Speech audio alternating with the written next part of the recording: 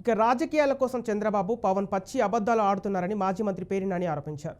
ఏనాడు వారిద్దరి గురించి అసభ్య పదజాలంతో మాట్లాడలేదని గుర్తు చేశారు. వైఎస్ జగన్ను చంద్రబాబు పవన్ ఇష్టం వచ్చినట్టు మాట్లాడారని ఎద్దేవా చేశారు. తన కుమారుడు గంజాయి అమ్ముతున్నాడంటూ నిందలు వేశారని మండిపడ్డారు. మోసపు మాటలు మాట్లాడటమే తప్ప టీడీపీ అధినేత చంద్రబాబుకు జనసేన అధినేత పవన్కు మరొకటి తెలియదని విమర్శించారు. ఆయన్ని బూతులు తిడతాకే నాకు మంత్రి పదవి ఇచ్చారంట. నేను పవన్ కళ్యాణ్ గారిని నేను చంద్రబాబు నాయుడు గారికి బొంకు మాటల నాయుడు గారికి సవాల్ విసురుతున్నాను.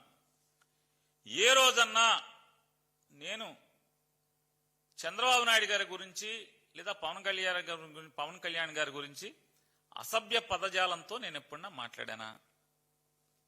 మిమ్మల్ని బూతులు తిట్టానా ఎప్పుడన్నా? నేను మిమ్మల్ని మీ ఇద్దరిని ఎప్పుడన్నా బూతులు తిట్టానా? అసభ్య పదజాలంతో నేను ఎప్పుడన్నా మాట్లాడానా? పచ్చిగా మాట్లాడతారు మీరు. ఎంత మాట పడితే అంత మాట మాట్లాడతారు జగన్మోహన్ రెడ్డి గారిని. మిమ్మల్ని ఎదురు ప్రశ్నించకూడదు, మీకు నీతులు చెప్పకూడదు.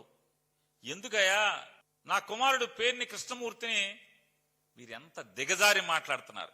నా కొడుకు గంజాయి అమ్ముతాడా? ఎంతకన్నా ఎందుకు వయసు అనేది?